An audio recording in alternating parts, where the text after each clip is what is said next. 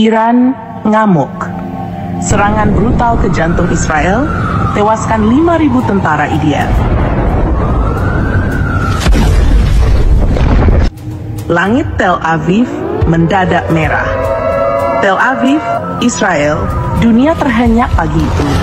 Waktu baru menunjukkan pukul 5:20 saat suara gemuruh dari langit menyelimuti Tel Aviv, ibu kota Israel. Belum sempat warga menyeduh kopi pagi mereka, langit mendadak berubah merah. Puluhan rudal balistik, drone kamikaze, dan misil jarak jauh menghujani fasilitas militer Israel. Tak tanggung-tanggung, markas utama IDF, bandara militer, dan pos radar pertahanan semuanya dilaporkan hancur total hanya dalam waktu kurang dari 2 jam.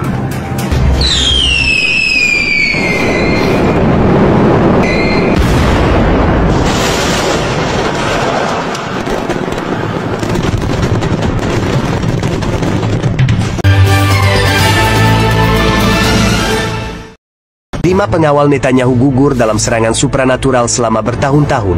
5 sosok militer berpangkat tinggi dikenal sebagai perisai hidup Perdana Menteri Benyamin Netanyahu. Mereka bukan hanya pengawal, tapi ahli strategi, operator taktis, dan garda terakhir yang selalu membayanginya dalam setiap misi dan kunjungan negara. Kelima pengawal elit tersebut adalah Mayor Jenderal Eli Nafeh, Kepala Keamanan Pribadi Netanyahu, spesialis dalam respons ancaman jarak dekat; Brigadir Jenderal Doron Maur, ahli intelijen Medan dan mantan komandan operasi rahasia di luar negeri; Kolonel Matan Gavriel, pengendali sistem pertahanan perimeter rumah dinas Netanyahu; Letnan Kolonel Itai Rahamim, penghubung Mossad dalam sistem keamanan pribadi PM; Mayor Ilan Reger, ahli enkripsi dan kontrasabotase elektronik. Mereka tinggal di dalam dan sekitar kompleks rumah dinas resmi Netanyahu di Yerusalem Barat, mengawasi semua jalur masuk dan memantau setiap sinyal ancaman. Pukul 4.15 pagi, rudal dari dunia lain dari dataran barat Iran, sebuah rudal hipersonik Zolfakar X-2 diluncurkan. Serangan ini bukan latihan. Iran akhirnya membalas. Setelah bertahun-tahun memendam emosi akibat serangan-serangan terselubung dan operasi diam-diam dari Israel di wilayah Timur Tengah, termasuk serangan udara terhadap pangkalan-pangkalan milisi yang didukung Iran di Suriah dan Irak, serta pembunuhan ilmuwan nuklir mereka, pagi itu Iran mengambil langkah yang tak terduga. Sumber dari Kementerian Pertahanan Iran menyebutkan bahwa serangan ini diberi sandi Ashura I, diambil dari nama peringatan duka yang paling sakral dalam Syiah. Ini bukan sekadar pembalasan biasa, tapi dianggap sebagai bentuk jihad balasan atas serangan-serangan Israel yang selama ini menewaskan ratusan warga sipil dan milisi Iran di luar negeri.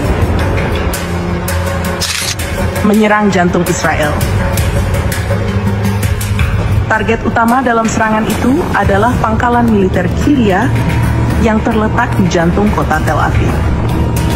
Kiryat adalah pusat komando IDF, tempat para petinggi militer Israel merumuskan semua strategi perang mereka.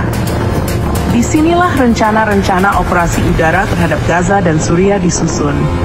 Dalam laporan resmi yang diterima beberapa jam setelah serangan, disebutkan bahwa rudal balistik yang menghantam Kiryat memiliki daya ledak setara dengan bom bunker buster, mampu menghancurkan bangunan beton bertingkat di bawah tanah. Serangan itu langsung menewaskan ratusan tentara, termasuk sejumlah perwira tinggi yang sedang menggelar rapat koordinasi pagi. Seorang saksi mata yang merupakan petugas medis darurat di Tel Aviv mengungkapkan kepada media lokal, "Saya tidak pernah melihat ledakan sebesar ini dalam hidup saya. Langit benar-benar merah, mayat berserakan. Kami tak tahu harus mulai dari mana." Serangan berikutnya terjadi hanya 5 menit berselang ketika 2 drone kamikaze menyerang gudang senjata di Haifa, di bagian utara Israel. Gudang tersebut dikenal sebagai tempat penyimpanan sistem pertahanan udara Iron Dome dan berbagai senjata berat buatan Amerika Serikat. Iron Dome. Masyarakat internasional tercengang karena sistem pertahanan Israel yang selama ini dianggap paling canggih di dunia, Iron Dome, tidak mampu menghadang serangan itu. Para ahli menyebutkan bahwa jumlah rudal dan drone yang diluncurkan oleh Iran terlalu banyak untuk bisa dihadang semuanya. Menurut sumber intelijen dari negara barat, Iran meluncurkan lebih dari 100 drone dan 70 lebih rudal balistik dalam waktu bersamaan.